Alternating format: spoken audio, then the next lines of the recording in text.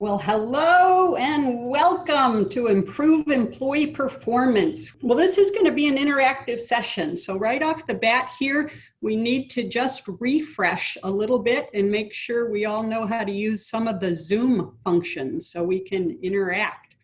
So the first thing we're going to do, I want you all to go to the top bar where you see that it says View Options. Go ahead and find that, View Options, and then click on Annotate and click on Stamp. Now this is the question we're going to all answer first. How are you doing today? That's the question. How are you doing today? So if you're having a great day, go ahead and click on the heart and then stamp that on the screen somewhere. If you're having not the greatest day of your life, go ahead and click on the X and put a stamp somewhere. Someone read my mind. All right, most people having a pretty good day. Oh, you changed your mind. I love it. All right, we've got a good crowd already. Lots of hearts. I love that. Thank you already for jumping in. All right, we're going to start right off with another question, and I'll let you use one of the other features of Zoom. But our question is going to be, is your department stuck in a rut and using the same delivery methods over and over? So this time, a few of you are saying, yes, but let me teach you a new tool. Go up there to View Options again and click Annotate. And this time you should see the little pencil. Go ahead and write a Y for yes or an N for no. You can try a few things.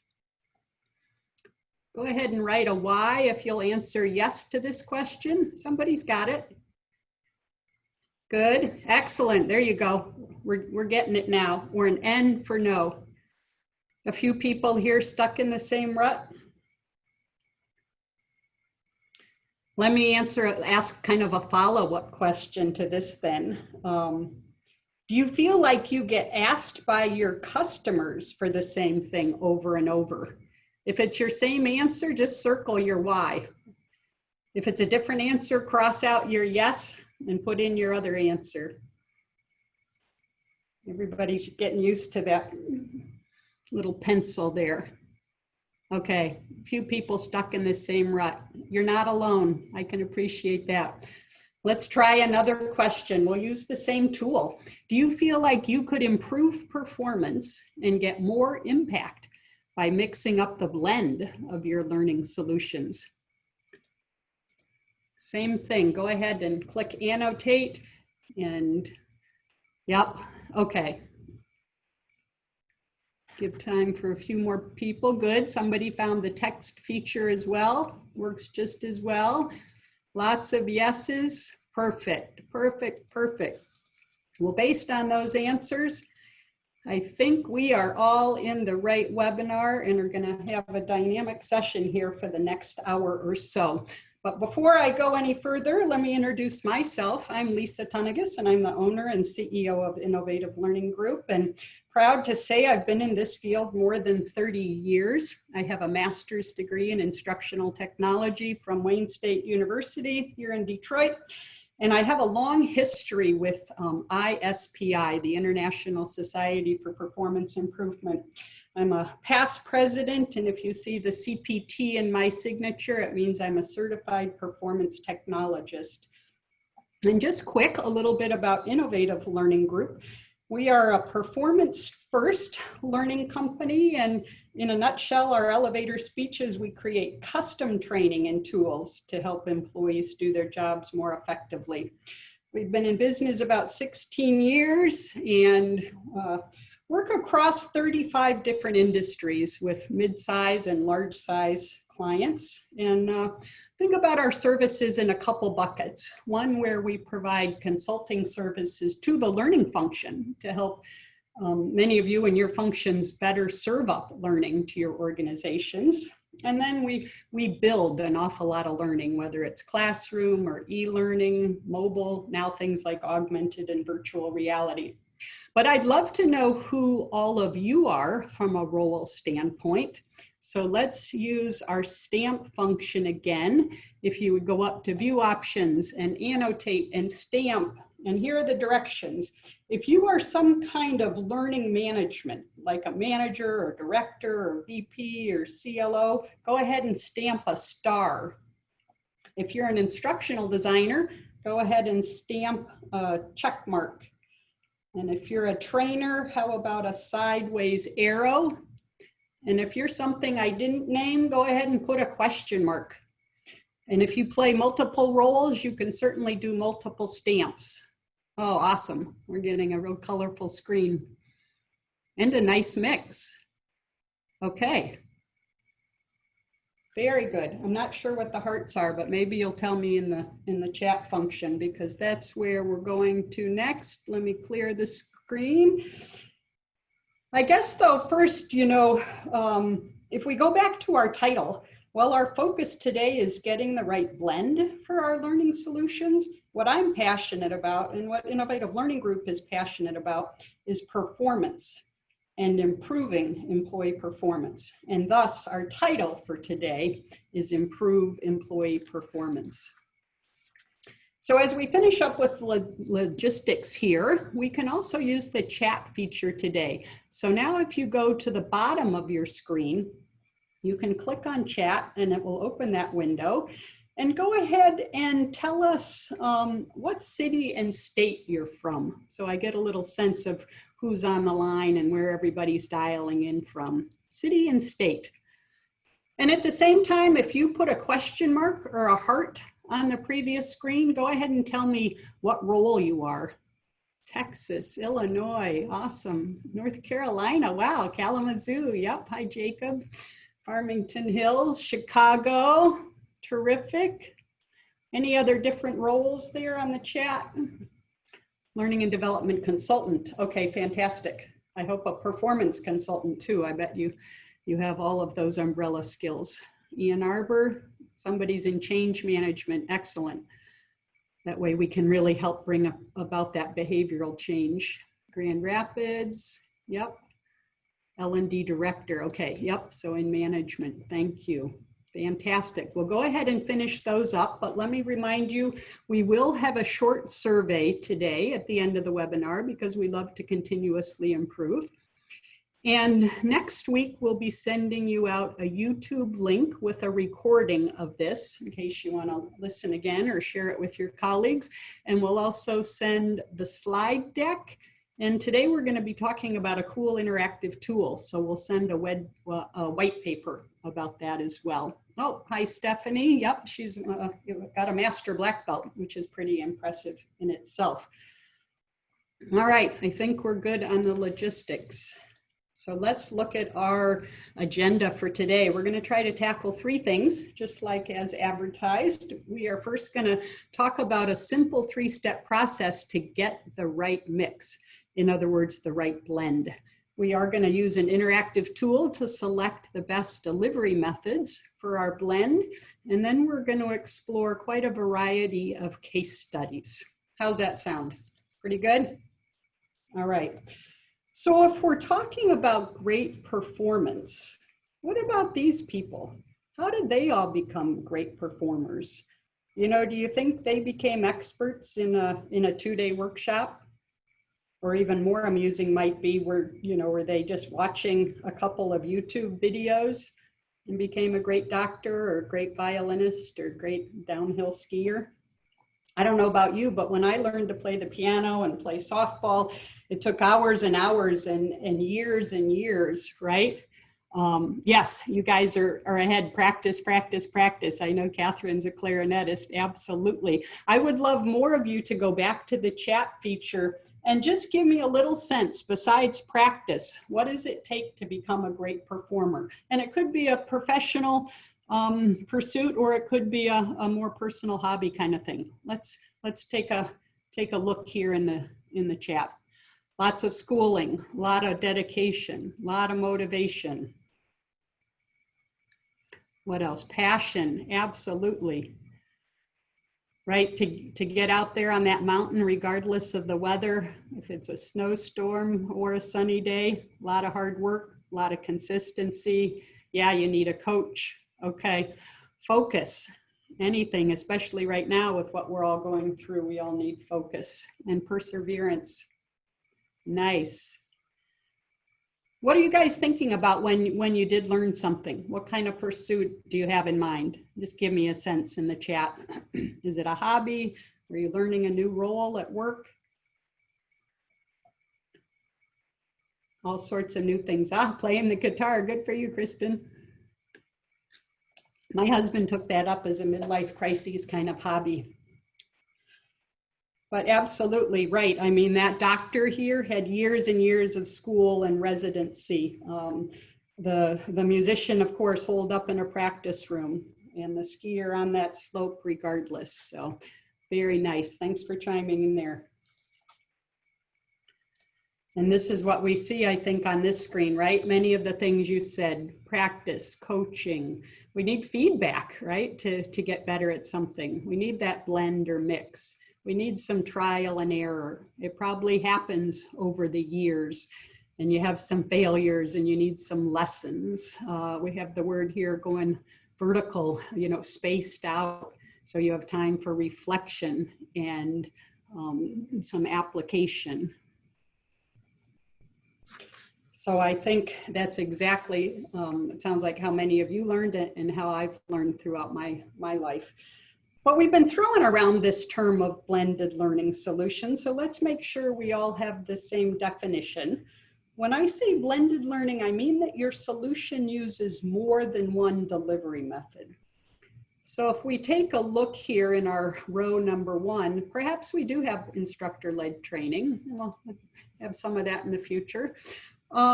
What we know is really powerful is Robert Brinkerhoff from Western Michigan would talk about having a 5-minute meeting before the learning event and a 5-minute meeting after the learning event with your direct report to talk about why are you going to learning? What will be different when you get back? How do we think you're going to apply it?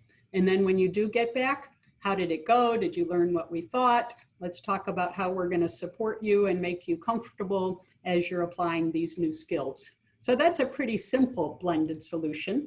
If we look at number 2, maybe our blend starts with e-learning and goes to an application exercise, maybe some online resources, and a community of practice. That's a richer blend.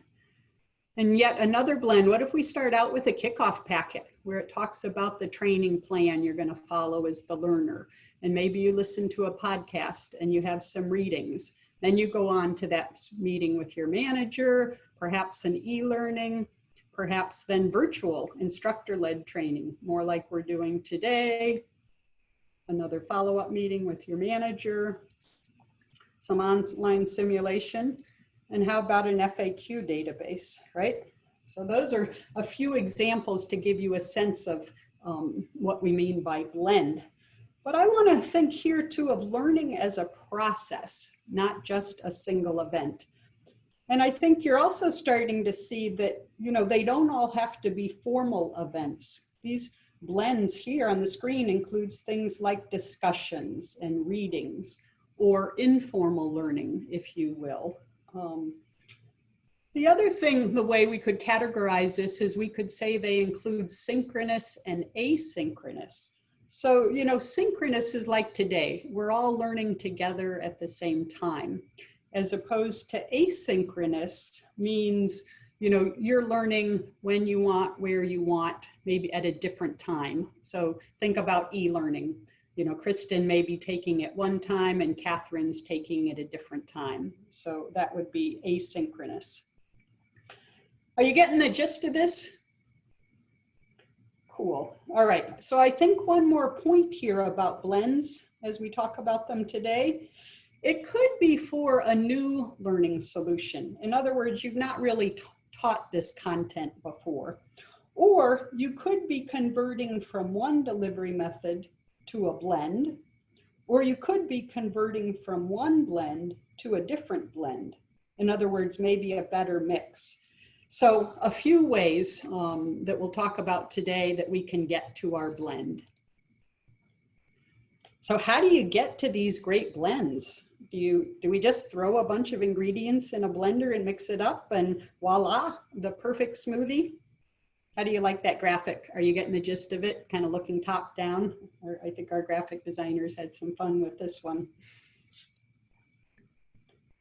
Unfortunately, though, it's not quite that easy, but I think let's start in and tackle our first learning objective, and we'll look at this just a simple 3-step process that I think will really be a nice guide for you as you try to do this.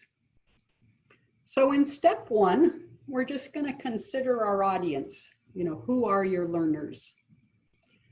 In step 2, we're going to craft the learning objectives.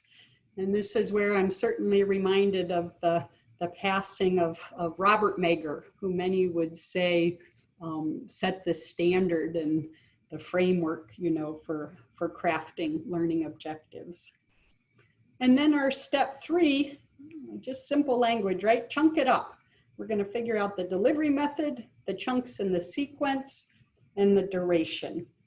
So that's kind of a broad look. And now we'll go ahead and jump into the detail here. So if we start with step 1, consider your audience. I mean things like age, gender, education, reading level, experience, kind of facts, if you will. This is kind of if you went to school for instructional design, this is your textbook audience analysis. But now the new and modern twist on this is to also think about, for example, like look at these people's faces. How are they feeling? What frustrations might they be having? What challenges? What pain points? How do they work? How are they feeling? What's the context in which they're operating? Look, some of them like they're outside, not just sitting at an office at a computer. And I think what's the modern twist here is the design thinking. You know, design thinking comes out of the product development world, but many of us in training and learning are being asked to figure out how to apply it to developing training. And I think this is a great place, is with your audience analysis. And you can do that not just by simply looking at a slide deck, right? But following these learners around. Talk with them, observe them, really empathize with them, crawl inside their brain and what frustrates them and what makes them tick. So that's step 1, our audience analysis. And let's kind of work through a scenario here, because I think it'll help you get the gist of our 3-step process. So let's say our audience are district managers, and they're a mix of genders, they're a mix of ages, and therefore experience levels. Most of them have college degrees. Most of them are all pretty computer savvy. They're driven, they're confident. A lot of them are pretty frustrated because they get so many things handed to them from corporate and asked, you know, to roll that out to the dealers. So in our scenario here, we're going to work through first. The district managers need to roll out a new system that they will need to use with their dealers to help with the dealers' marketing efforts. So that gives us a sense of our audience and what they're trying to do. The second thing we need to do then is craft our learning objectives. So in other words, what do the learners need to learn? And if we want to improve performance, how are we going to get to people to that improved performance? So we need to ask ourselves things like, you know, are they going to need to learn to design a truck, which they might do on a computer, or do they need to learn to paint a truck, which, you know, they're going to have to use equipment and be in a paint booth? Or maybe do they need to learn to list the characteristics of a good performance discussion? That could be simple paper and pencil or a whiteboard. Or do they need to conduct a performance discussion? That's going to take some role play. So these are very different things that I just described, and most likely you're going to teach them pretty differently. So if we start to kind of click through the learning objectives for this initiative, recognize the benefits of the new system, identify the tools needed, explain the security setup, navigate the system, assign user permissions, Conduct a demo of the system for a dealer. Plan daily, weekly, monthly activities. Instruct a dealer in the setup. Differentiate between good and bad examples. Interpret the metrics. Make recommendation about the dealer's strategies. Overcome the dealer's objectives. Well, we could probably spend a whole hour or a whole day talking about learning objectives, but I think, you know, the main things here are we want them to be observable and clear and measurable and actionable. We don't want them to be fuzzy. So what I like to think about is it's really about this verb. And these are all pretty good verbs you see we've used on the screen. The not so good verbs, if you just think about two of them, stay away from understand and know, K-N-O-W, because it's fuzzy. I really don't know what I need the learner to do with those words. So that's step 2. Pretty good there?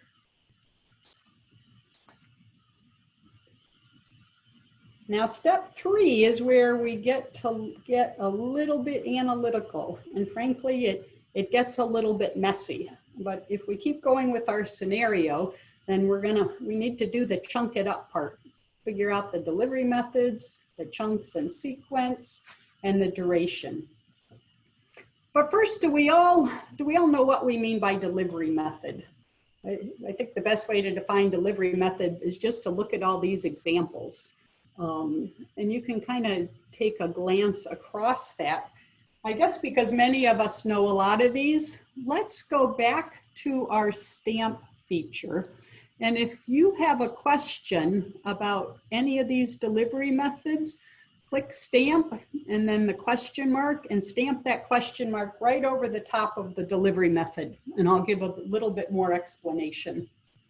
We're not going to go through all of these, but if you have a question about a few of them, we'll talk about it. All right, I'm seeing questions.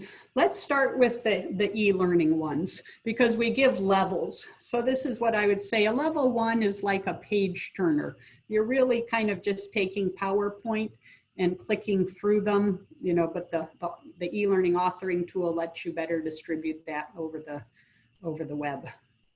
When we get to level 2 e-learning, that's where you're doing more interactions, you know, matching and dragging drop. You probably have some audio, you have some links maybe to a glossary. So just quite a bit more interaction for the learners. And then if we go to level 3, you're really simulating something. You know, maybe you're simulating something maybe out in the real world, like we did a fire extinguisher once, and that whole thing about how to put out a fire with a fire extinguisher. So really simulating what's going on in the real world. If we go down here to documentation or reference information, think about a product guide or think about a reference manual for a computer system, where it walked you through literally step by step, maybe with screen prints and call outs, okay? When I think of community of practice, you know, right now, the ATD or the Association for Talent Development in our area right now are having a lot of special interest groups or SIGs, where people that have a specific interest in like facilitation or virtual reality, for example, are getting together and just talking about that topic. So a community of practice around a given topic. Perfect. Thanks for being vulnerable there and putting your question marks. I would love to go, somebody asked the difference between level 3 and simulation. They can be very, very similar, but a simulation could be a live event too, right? We've seen a cool example where a retail store created a grocery store to use for training. And then they would simulate how an account manager came into the store and learned product placement. So they could be the same, they can be kind of live or digital. So great question. I'm curious if you have other delivery methods you're thinking about. So go back to the chat feature and plunk in any delivery methods that you're thinking about that you don't see on the screen. Any you don't see on the screen? We've been at our office the last little while talking about chat bots, where you can so like send a text and people can respond. It can be automated. It can have some artificial intelligence built into it. Certainly AR and VR, but like I said, I think virtual reality could be considered a simulation. Where would breakout sessions fit in? You know, I think often breakout sessions happen during classroom training, so they could fit into classroom training. We could also on Zoom do breakout sessions, so then they would fit into virtual instructor-led classroom. Where does role play? Yeah, I think a role play fits into, I mean, often in a classroom environment, you might pair up and do role plays with the instructor watching, or you might have a third person. But you could certainly do one-on-one, like with field coaching or on the job training. Maybe you're a utility worker and you're getting some coaching as a drive along in the truck, or like a sales manager with a drive along with the salesperson. Let's see, post-training reinforcement. I think so, because it's really like a practice assignment. All right, let's see, a detox period to get ready to learn the new ways. Yeah, meditation, right? We all know if we're kind of have a good emotional state and are calm, we're gonna learn better. So great point. Okay, I think we have a good sense of what we mean by delivery methods. So here's the tool I want to walk through, because it's a nice way to select the right delivery method, right? We probably just talked about 20 or 30 delivery methods. So let's talk about how to best select the delivery method. So let me first orient you to this graphic. Our goal as we go through this is to get in the acceptable range, okay? And up and down our vertical axes, we have these words: awareness, understanding, skill, and this is basically where we're going to plot our learning objectives, okay? Almost kind of like a hierarchy of our learning objectives. We have some clients that like to trade this out and put Bloom's taxonomy up the vertical axes, if you're familiar with Bloom's. And then here across our horizontal axis, we have the different delivery methods, and a lot of the same ones that you saw, all the same ones you saw on the screen previously. And they go kind of in order from kind of passive, like you don't have any interaction, right, as you're listening to an audio recording or a video recording, and you're also not getting any feedback. And as we work our way to the right, increasingly you can have more interaction as a learner, and you can get more feedback from the learning itself or the instructor, if that makes sense to you. So this is how it works. I'm going to use my cursor, but you could as equally well use your finger. If you plot out your learning objective and you say, well, it's an awareness level, you know, learners will have the factual and conceptual framework. If you plot your finger here, your cursor, and you slide across to get in the acceptable range and then down, you see that all of these are going to be good delivery methods for an awareness level objective, all right? But let's take, what if we have a skill objective? Learners will really be able to perform the task. So here, if you slide across to the acceptable range and then down, I'll get my chat out of the way, you get to all of these things like classroom and simulation and on the job coaching. Do you see how it corresponds to your learning objective? Now, we have two more colorful areas. What if you have an awareness level of objective, but you bring people, you fly them from all over the globe for a two-day workshop on something that's just awareness level? It's probably inefficient. In other words, I would say it's overkill. On the flip side, if you have a skill level objective and you decide to teach it with a podcast or a page turner e-learning, probably not effective. The learner won't manage or won't master, sorry, the learner won't master the skill that you need them to.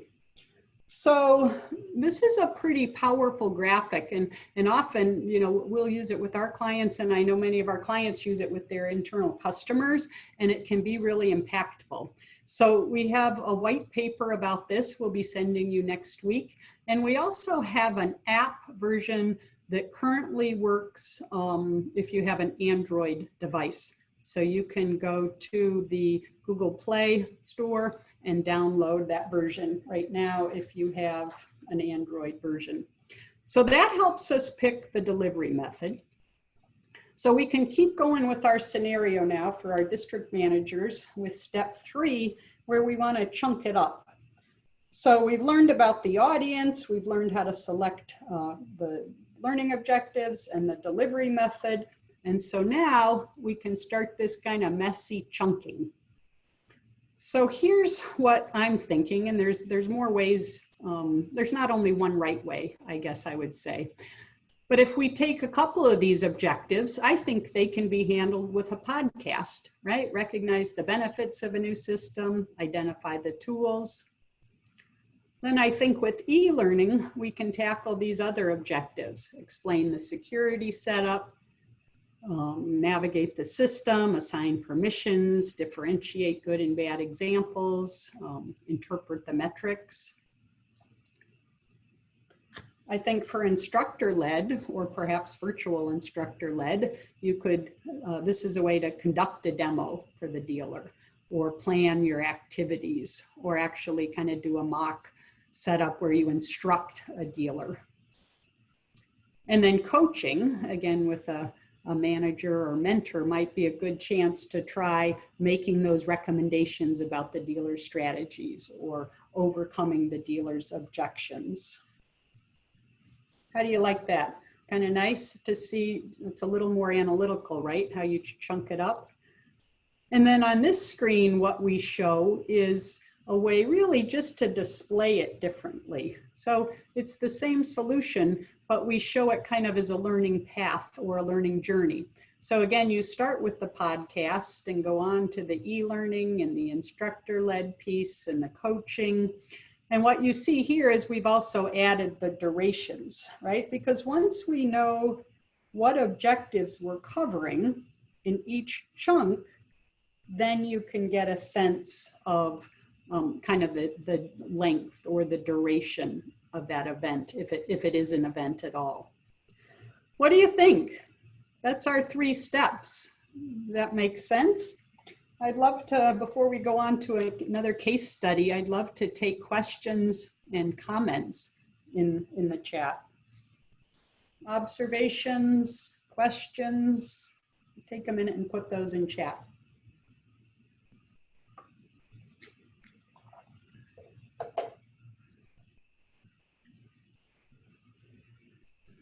Maybe it's pretty clear, helpful and straightforward. Love it. Okay, good.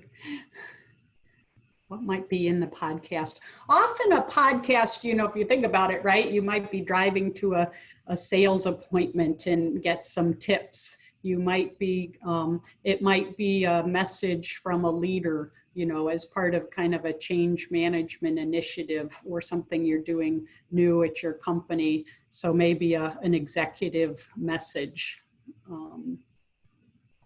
This is very handy. Okay, excellent questions. Well, feel free to put more in the chat and I will catch up. Let's see, Jacob says, I'm a big fan of this. It's giving me a chance to step back from thinking about day-to-day training requests. Yes, and more think about an overall learning strategy. Yeah, we love to think about, again, learning as a process, learning as a journey. And you know, picking the right delivery methods for the right things that you're trying to teach. Laura says, we have not been able to have instructor-led sessions currently. So would the number of hours be less for this diagram? You know, this is a rule of thumb I've often used and seen used over the years. You know, virtual instructor-led is probably similar length. to classroom, except you have to chunk it up, right? Nobody's going to stay on a webinar like this or virtual instructor led for 8 hours. So you really need to chunk it up. I think, 90 minutes, 2 hours at the most, and even that's long. When you get to a digital solution, we often think of a ratio of half. So if you have 2 hours of classroom training, you might have 1 hour of e-learning. Okay. Somebody says, okay, somebody's asking, how is a podcast different from e-learning? Very good. So a podcast is really like you're listening to a recording or a cassette tape. So you're not interacting at all. You're just listening, if you will. And you're not seeing anything. You're just hearing something. And then the difference between a webinar and an e-learning. So a webinar is what we're doing today. And, I'm the presenter or the instructor, if you will, and we're all doing it together. In other words, we're all doing it synchronously. But e-learning is often self-study, and therefore you can go at your own pace. You can click and go to the next screen as you like.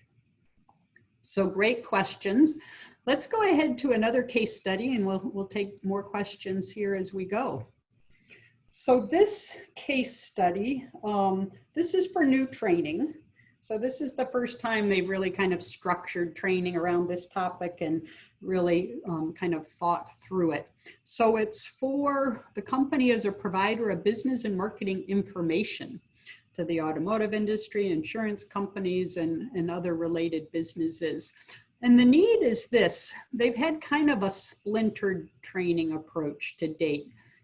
People just doing a little of this and a little of that. And what they're trying to do this is really integrate the product training with the selling approach. It's always a toss-up if you integrate these or do these things separately and hope that the workers figure it out. This company also wanted more consistency. So part of designing this training journey or blend was to embed a certification process as well. So it is for salespeople. It was 145 salespeople in various roles, meaning there were salespeople, there were sales managers, there were directors, regional VPs, that kind of thing. So that's our step one. We know our audience.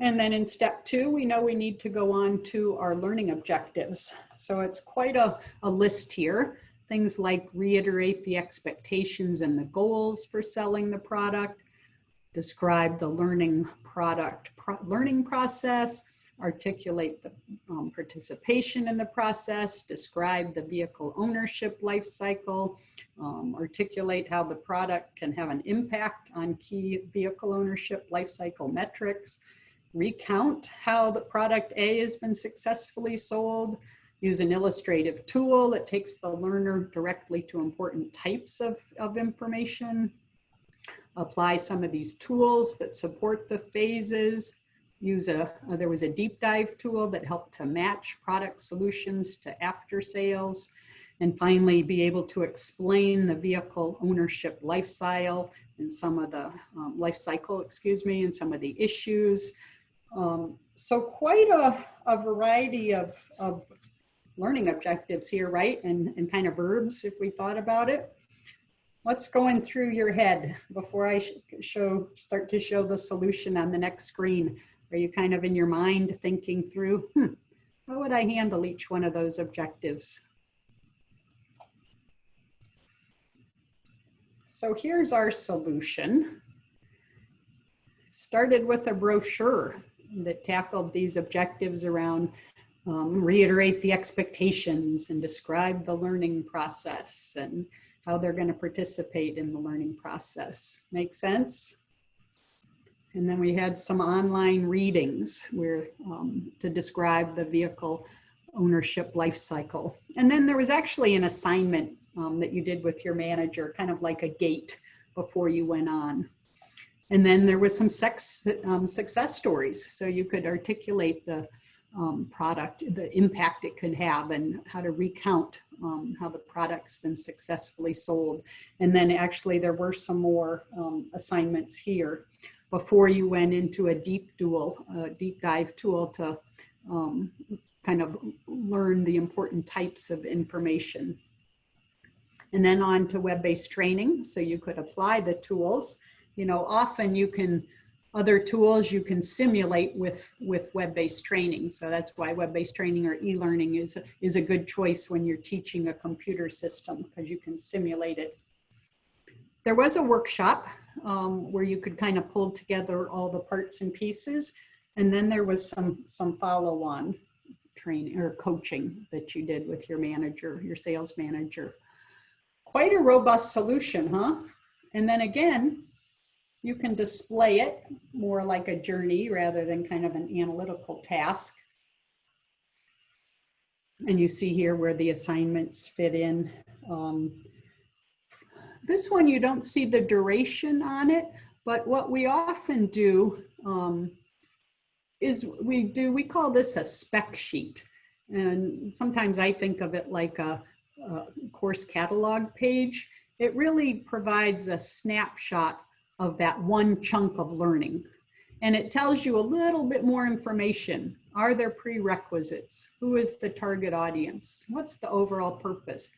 Then we get these learning objectives. You see, these two don't necessarily go together, but I just wanted to give you a feel for this spec sheet. What is our delivery method? Are there other elements like an assignment or a job aid that goes along with it? As we worked through our analysis, did we see some kind of good macro instructional strategies we didn't want to forget? And then our duration, if duration is relevant. So what we like to do is for every chunk of learning is have this one-page spec sheet to give a little bit more detail.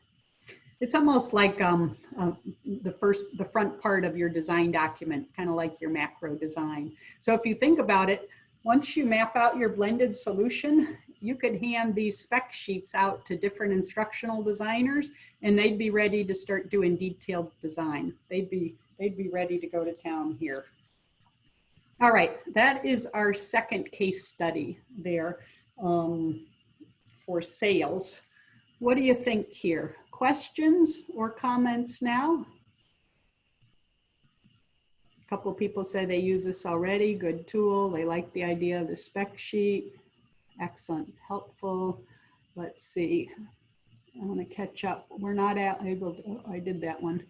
You ever tried to read these chats at the same time you're talking? It's not the easiest thing. I think we would have to be broken into several different types. Okay, yep. Other questions? Let me scroll to the bottom just before we go on. Excellent. All right, keep the comments coming, but let's look at yet another case study here. This is also for a new training solution, not a conversion. And it was for a global medical technology company. And they needed to deploy consistent root cause analysis training across the US.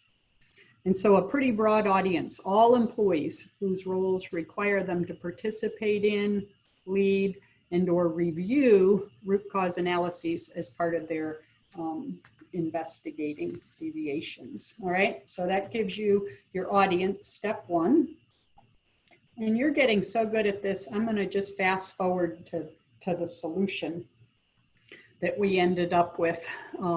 We started with 3 e-learning courses and they were about 30 minutes each. And then there was an electronic performance support tool. You know, when you see those words, think about maybe you can look up information. Maybe it's a series of job aids. Maybe there's some intelligence built in where there's almost like a decision hierarchy. Sometimes right within a performance support tool, you might, it's almost like a website, right? You can go to and maybe click and listen to a podcast or click and watch a video or bring up some kind of template or worksheet to get you started on your task. And then finally a workshop. And again, you could split that up into a series of virtual instructor-led sessions if you needed to. Thoughts on that blend? Giving you a sense?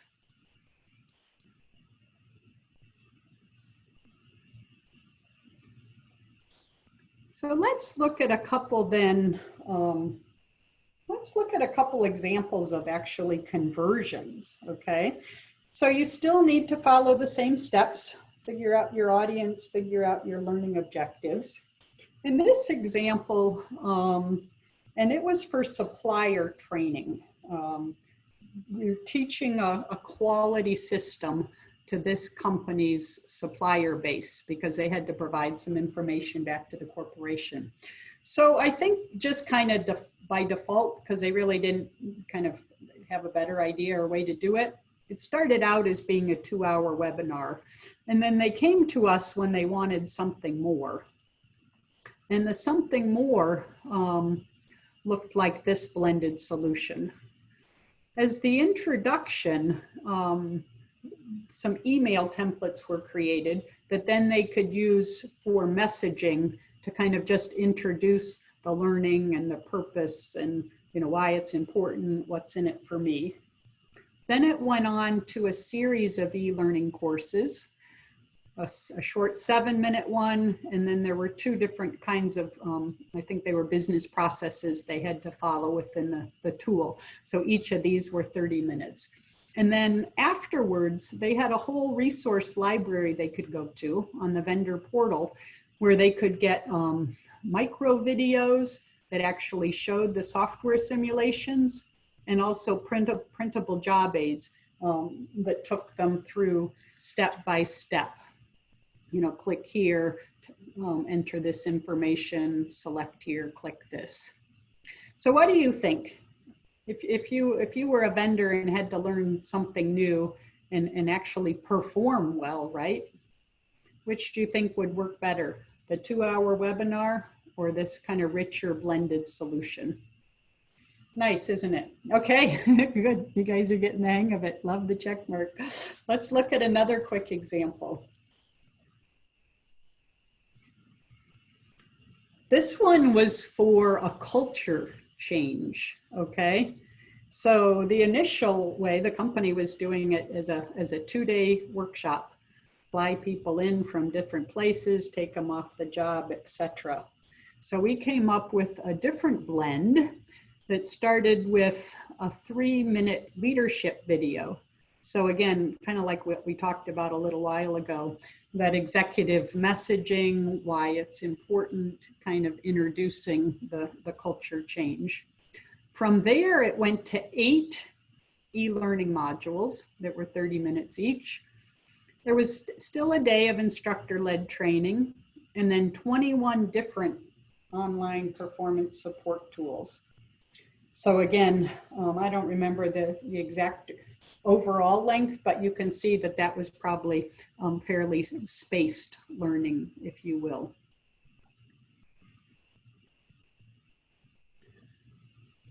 What do you think of that one? Nice to see the blend rather than a single solution. Plus, you probably didn't really need to be in the, you really didn't need to be in the workshop for 2 days, because think about it too, right? If you have, maybe people have traveled and there's an overnight hotel stay or something, the company's going to save some money and take people off the job. So very nice. All right, we're going to let you all try one here. All right, we got our screen cleaned off. Here's our scenario. We have college kids. Everybody's home. They want to do some lawn mowing for the summer. So let's kind of go let's go learning objective by learning objective. And I want your ideas about what would be a good delivery method. So you can just go to view options, annotate, and use your pencil, and go ahead and write anywhere on the screen you want to start writing. There's lots of room because we'll just clear it. Tell me what's a good delivery method to list the 10 most important safety tips. Go ahead and just start writing on the screen. Who has an idea? What's the best way to list? Okay, you want to use the text? Excellent. Somebody said video. Okay, yep, a brochure, job aid, quick reference guide. Excellent, right? We don't need to do overkill, all right? This is probably an awareness level objective. Excellent. let's clear that one. What about this next one? If you're going to enter the appropriate codes in the computer system, what would be a good delivery method to teach that learning objective? Write it in or type it in. Maybe a cheat sheet or a job aid. Yeah, I think e-learning is great because you could simulate it. Somebody actually said simulate it. It's probably not quite level 3 simulation. You could probably do that pretty well with a level 2, a demo. Okay, yeah, excellent. You guys are getting it. Let's jump. We won't do them all today. What about sharpen the blades? What would be a good delivery method for sharpen the blades? E-learning, you're scaring me now. Live practice, yes, I think live practice would be a lot better. I guess you could simulate, right? You could maybe drag some things around in a level 3 e-learning, but I think before you actually did it on the job, I'd want you doing some live practice. A job aid would scare me. I don't think I'd want to learn how to sharpen blades from a job aid. A video might be a good first step to give you a sense of what it's like, but I think then, yeah, we need this practice coaching. I'd want, I think field coaching, on the job training, classroom training in a lab kind of thing to learn to sharpen the blades. All right, let's do one more together. You're doing a nice job getting the hang of this. What about answer customer questions? What's a good way to teach people to answer customer questions? Role play, absolutely. You got to be able to do it kind of in real time and think on your feet. So we could do that you could do a role play within, like today, or a webinar or virtual instructor led, some kind of shadowing. It'd be good to shadow, but then you have to do it yourself, right? So you would have to do your own practice and have your mentor or coach give you feedback, right? Because all these things, you can't just watch somebody do it. You have to do it yourself and you have to get the feedback. So, all right, so we figured out the audience, you've got your learning objectives, you figured out the delivery methods. So if you were going to finish this case study, you would then have to put kind of like things together, right, in chunks, and put them in sequences and think about the duration. Now, what's tricky is the sequence, right? Because maybe, you need to learn one awareness level thing in a podcast, and then one skill thing in a classroom, and then back to the one awareness thing. So sometimes that's where the messy part and the analytical part comes in. How do you get the chunks right and the sequence right? And sometimes you have to make a few compromises, but at least I think here, you know what you're really going after. So nice job. Thanks for participating there. So that kind of takes us to the end of our formal part of the webinar. I guess I'd be curious if you learned some new nuggets that you think you can apply. Let's go back to annotate there and grab the stamp and show me a heart if you learned something new, or certainly an X if you didn't learn anything new, not one new thing today. You're making me feel good. Lots of hearts. Okay, hopefully there's a couple practical nuggets.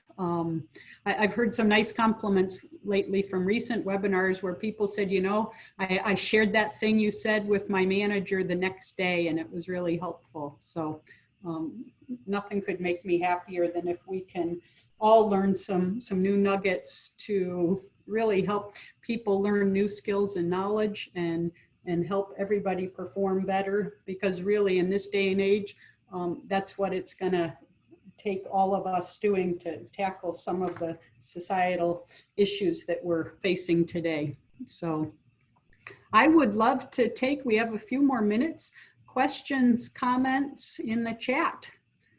Somebody says it makes them realize how I need to simplify the solutions. Yeah, we all have to be careful, not too much geek speak. You don't even have to call them learning objectives. You can just call them statements or something. Yes, this makes it very easy to share with a team. Couple tools though, right? Other questions? I missed one earlier. Do you have any tips to help customers try new delivery methods? Yeah, I think that's a good way to say it is, what if we just do an experiment?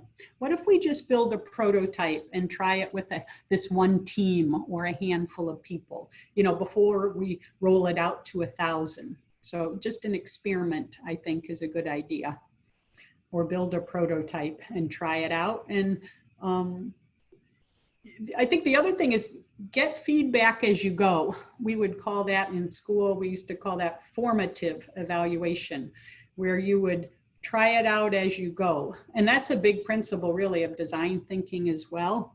And if at some point it's not making sense, go ahead and abort. But at least you're starting down a path and trying it and seeing what works and what doesn't work. Someone says, would you use the same approach when looking at redesigning an existing blended program? Absolutely. Because what you have to do is sometimes they just threw the blend together and they never really even documented their learning objectives. So you kind of have to step back and kind of pull the learning objectives out of the learning and write them down and then do that analytical, messy stuff to get to a better blend. Okay, someone's excited about the spec sheet. Yeah. If you want, give me a shout too, and I can send you a blank template if that would help. And we always customize them a little bit, but you get the gist. Is a follow-up survey? Yes. A follow-up survey. I think a follow-up survey is always good because it gives you feedback on what's working and what's not working. So I love always getting feedback along the way and feedback at the end, because then it's almost like a feedback cycle and you can start in again. All right. Well, it looks like the questions are slowing down. So I will just share my contact information here because I would love to keep in touch with all of you. We do have Friends of Innovative Learning Group on LinkedIn where we post quite a few ideas and white papers and blogs and whatnot. You can follow us on Twitter. You can follow me on Twitter. And again, next week we'll send you the recording, the slides, and the white paper. So it's been a great session. I appreciate all your interaction with some of these Zoom features, and maybe you learned a few more that you can try with your audiences. So have a great day, and we'll see you soon. Take care.